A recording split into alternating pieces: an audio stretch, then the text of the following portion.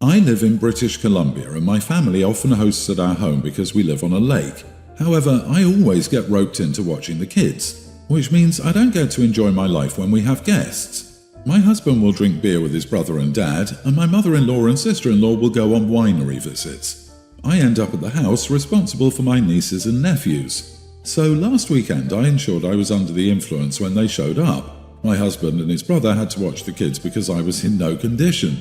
Their mom is angry with me because she trusts me to make better choices. I told her my free time was valuable and I wasn't free childcare. My husband had already had a few, so his brother had to stay sober. Oh, the poor baby. My husband thinks I should have tried talking to them again for the 50th time instead of getting trashed. They now know better than to not ask me if I even want to watch the kids. I might be the idiot because I know they count on me to be the responsible one who will ensure the kids don't drown. Not the idiot, and your hubby is the biggest idiot. He was just as happy with the previous scenario because he still got to drink and socialise while you were held hostage to the expectation of forced babysitting duties. He didn't even remain sober to help you watch his nieces and nephews. He had the same expectation as his family. He could drink and schmooze while you chased the kids. And isn't he just such a great guy to bring a babysitter for the family? He got all the benefits and goodwill of doing the family a favour while you were stuck with the actual work of it. He should have stopped it from day one, and if he was the one who was stuck with the kids from the beginning, he would have. Bravo for your creative solution, OP. LOL, totally agree. Bravo, chef kiss. Oh no, Dad can't get drunk with the boys because you beat him to it. It's not fair. Wah, stomp stomp. Not the idiot, of course. Trusted you to make better choices. You did make the better choice. Ha ha ha. I don't understand why mother-in-law is calling only you out or why she and sister-in-law get to leave. Why isn't she calling out her sons? You have a misogynistic mother-in-law problem and a husband problem if he hasn't stopped his family. Your husband should be going to bat for you and saying, my wife is not free childcare. Everyone has to ask and see, not assume, if she can watch the kids. Further, you should go out with your friends and plan fun things when brother-in-law comes over with his kids to hang out at your house. You deserve to enjoy your free time also. This is some strange in-law Cinderella game here. I find it weird that mother-in-law and sister-in-law travel to OP's place, accept, I assume, free accommodation and meals are prepared in addition to the babysitting, and they never invite OP on their girl trip to the wineries. I know it's because then no one will be there to play babysitter, maid and chef, but if it was my house, I would say no more hosting or no more favourites. They can pick. That is BS. You are the idiot, OP. Are you 12? Why can't you communicate instead of being so petty? What will you do the next time they visit? This is pretty pathetic. If you don't want to babysit, no is a full sentence. Your husband is an idiot and he should be backing you on this. If they don't stop lumping you with the kids, they don't get to stay at your house anymore. Stop being a doormat. Learn to communicate and set boundaries. I would stop hosting the family if I were in your shoes, and reconsider your marriage ASAP because your husband has no respect for you. My husband and I have a teen daughter together. Let's call her Maisie. He also has a nearly adult daughter with his ex. Let's call my stepdaughter Danielle. For some reason, Danielle hates Maisie. It's like she hates sharing her dad with anyone. She never accepted me or Maisie, even though I've been in her life since she was 1. My husband bought a car for Danielle when she turned 16. We asked her if she could take Maisie to school with her because the schools were closed, but she refused to do so. That's not a problem. The problem happened yesterday. Maisie walks to school every day.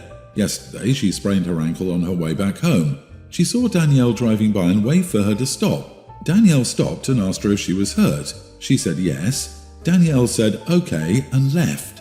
She left. Maisie had to walk back home like that. I was seeing red when I heard what happened. To be honest, I couldn't tolerate her behaviour anymore, so I asked my husband to just send her to live with her mom for a while. This is not the first time that she's done something like that, and I'm so tired of her. My husband, of course, thinks I'm an idiot for suggesting that. So am I? Let me recap. You want to get rid of a child because you don't like how she acts? This is a time for parenting, not banishment. Something's missing here. Kids rarely have an inherent dislike for someone that supposedly raised them before they can even remember. Usually such dislike is influenced by how they're treated by the person or by things they find out about the person. For example, if you and her dad got together through having an affair, I could understand her dislike for you. Random possibilities aside, parents don't just get to send their kids away when they're having trouble with them. Have you tried everything from suggesting therapy to trying to bond with her?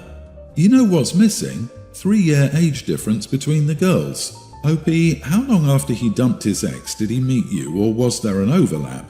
That would explain that for some reason, BS. I'm sure Danielle feels like Maisie replaced her. I think that for 3 years you acted like a mom toward Danielle. Still then, when Maisie was born, you completely ignored Danielle in favour of your real daughter. Has she had therapy? Jesus, you are the idiot, OP, because of what you did. I don't think you can fix it. Everyone's the idiot is the way to go here. Your punishment doesn't fit the crime and it makes you the idiot. Your stepdaughter is an idiot for pulling that stunt. She's nearly an adult. If this is the normal decision process for her, then she's going to be a drain on society and a terrible adult. It's best to learn now, but some people just need to go through stuff. Your husband is the biggest idiot. Your daughter's decision-making ability didn't arise in a vacuum. What she did was terrible and your husband has allowed her to get to that point. Bio mom, not addressing Danielle's actions, attitude along with dad. The only one clean in this instance is your daughter, who sprained her ankle. And no, being 17 is no free pass for mistakes or bad decisions because of being a kid. That is an excuse. They're old enough to drive, which can kill people, and a year away from being an adult. They have the decision-making capabilities to choose colleges, find jobs, etc. Perfect time to learn the standards that go with decision-making. My kindergartner brother doesn't like loud noises. It scares him intensely and will make him hide underneath a table or bed for hours. We're doing our best, but it's hard. His fear is getting worse. He doesn't have autism or anything like that either. We talked to doctors and stuff about it. We were invited to a dinner which we went to. Sure, they can be loud, but my brother can handle regular people's noise. It's the loud booming sort of sounds that terrify him. Say fireworks, thunder, loud barking, or sometimes when people speak into a mic or something. Well, my dad and some of his uncles and cousins were watching some sports game and got carried away. They screamed when someone scored and it freaked my brother out so severely that I genuinely thought he was having a seizure or something. He was sitting on one of my cousins, so he was right in the middle of it and it overstimulated him or something. Dad immediately picked him up and comforted him, and my one uncle rolled his eyes and went, "That's a bit dramatic." Mom tried explaining that he has an issue with loud noises, but my uncle wasn't having it for some reason, and said that it didn't matter and that the kid made things awkward. Mom said she was sorry and tried ending the conversation, but my uncle was all like, "Don't take him out of the house if he's going to throw a tantrum over some people cheering. This is the real world and people don't tolerate kids like they used to." Mom said she wasn't keeping her son inside all day for his and other people's comfort over something uncontrollable, but my uncle wasn't letting it go. He kept calling my parents irresponsible for letting my brother's behavior go on for so long. He said it was making him resent his nephew. I said, "You're 40 years old beefing with a little kid. Go home." He immediately said that was rude. He then told my mom that they were really terrible parents, but he shut up and eventually went home with his wife, who lectured me about being disrespectful as well. Everyone else was like, "It's okay, we understand," but my grandma yelled at me later and told me that I'm not allowed to talk to my uncle like that. Apparently I'm stupid because we all know my uncle isn't good at putting himself in other people's shoes. I should have been the bigger person. Am I the idiot? Not the idiot. Your uncle is a damn idiot, and there's nothing wrong with sticking up for your brother and saying what you said. He should stay home if he can't handle not shouting for a couple of hours to avoid upsetting a literal child. Your grandmother is mistaken. Clearly you can talk to your uncle that way. I can tell you can because you did. Also, we all know my uncle isn't good at putting himself in other people's shoes. Yeah, there's a term for that. It's called being a self-centered idiot. Wait, your grandmother defended her 40-year-old son's idiosyncrasies but won't defend her young grandson's? That is so screwed up. Also, your uncle, a 40-year-old adult, isn't good at putting himself in other people's shoes. Still, he basically is expecting a young child to do that and not react according to his own instincts when it's inconvenient for your uncle. And your parents let him call them names and criticize their parenting. Is he a billionaire or something and there's hope of a windfall? Because I would never let this jerk behave this way in my home. Keep cutting him down until he either learns to empathize or learns to keep quiet. And you can tell your grandma that too. Good on you for standing up for your little brother. Maybe he's neurodivergent in a different way. It's not uncommon for kids not to show more traits until they're older with autism. Not saying he definitely is, but I wouldn't write it off entirely. It might well be PTSD, a reaction to something that happened to him instead of a neurodivergent type of thing. But it's hard to exactly pinpoint what the issue is. Anyway, there's no point in being the bigger person to someone who's trying to shame a child. My family and my brother's family visited my parents at their vacation home for Memorial Day weekend. I noticed that my normally energetic nephew, teen, seemed very upset at something. I pulled him aside and asked if there was anything wrong. He told me that his parents promised to buy him the Lego Roman Colosseum. His nephew is a huge ancient history buff if he did well in school. But when the package arrived, they said he should be a good brother and let his sister, tween, help. My nephew told them that having his sister help was pointless since she was completely non-verbal and has a habit of kicking things when upset. As a result, my nephew had his Lego set returned for talking back and being disrespectful. After we went back home, I asked my brother if what my nephew said was true. He said that it was. I then asked if my nephew said anything, e.g. calling his sister a vegetable, beyond calling the idea of letting his sister help ridiculous. He said no. I told my husband that I was seriously considering buying my nephew the Lego Roman Colosseum for his upcoming birthday in August, as my brother and sister-in-law were completely ridiculous. My husband agreed that my brother and sister-in-law were being ridiculous, but didn't like the idea of me replacing the returned Lego set. He said I would undermine their parenting and provoke an unneeded conflict between our two families. As an aunt, this is what I would do. Buy it and put it in a closet. Give it to him in a few years when your nephew is older and living on his own. If he doesn't want it, you can resell it. If he does want it, it will mean the world to him. In that future time, it may also open the door to a heart-to-heart conversation about not agreeing with his parents, but recognizing they were acting out of denial of a painful reality. Unfortunately, from what you've described, your nephew will probably be estranged from his parents in the future. I've seen similar situations in a friend's family, and it, the denial of disability, ultimately damaged the family. But your husband is right, you are the idiot if you intervene now. The Lego won't change the reality of your nephew's situation. Sorry. I disagree. As an aunt, I would buy it and have it at my house for him. Invite him over for the weekend, just him, and have fun building it with him if he wants the help. I am the aunt that has purchased extra gifts for my niece and nephew because my brother and sister-in-law decided to let Santa be the parent and use the naughty list to try to control their very young kids. My niece was upset when I asked her if she was excited for Santa to come to her house, and she said he wasn't coming because she was on the naughty list. So yeah, screw that crap. I bought them extra gifts that year, and Santa accidentally delivered them to my house where we were having Christmas. That's what I would do. You know, give the parents a break for the weekend and have him do it at your house. I absolutely hate when children can't have something for themselves. The worst part of it all, even worse than forcing him to share, is that they essentially went back on their word.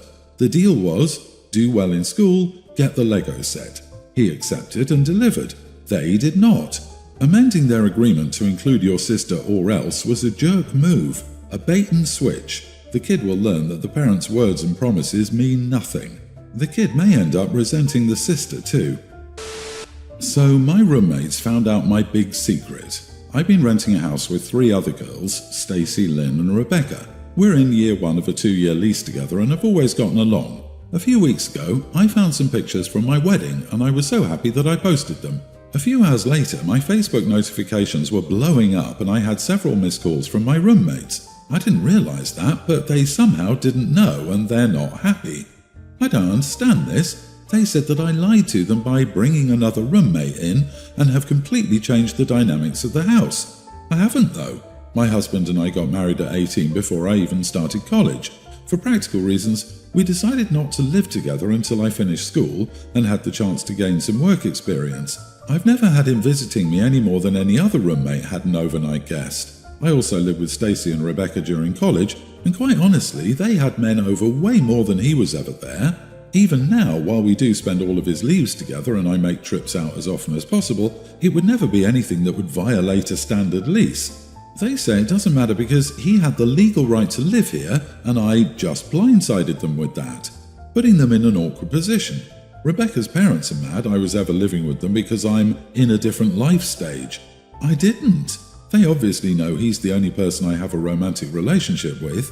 They know I take long trips to see him and talk to him as much as possible. I wear a wedding ring. I just don't make announcements. They're so mad at me and I don't understand. I'm not different than I was 3 weeks ago. I don't think how I conduct my personal relationships changes anything. Aside from obviously having different men or women around all the time, my life isn't different from theirs. Now they're looking into breaking the lease and I'm freaking out. Am I really the idiot here?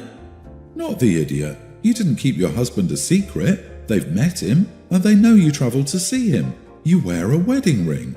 Do you also wear an engagement ring? I imagine your husband wears a wedding ring.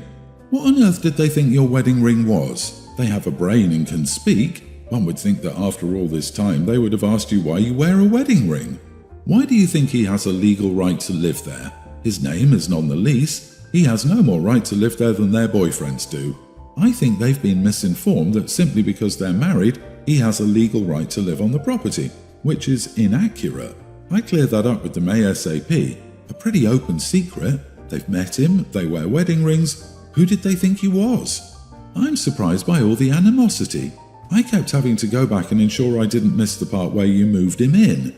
Is it possible they're just hurt because you weren't completely honest with them?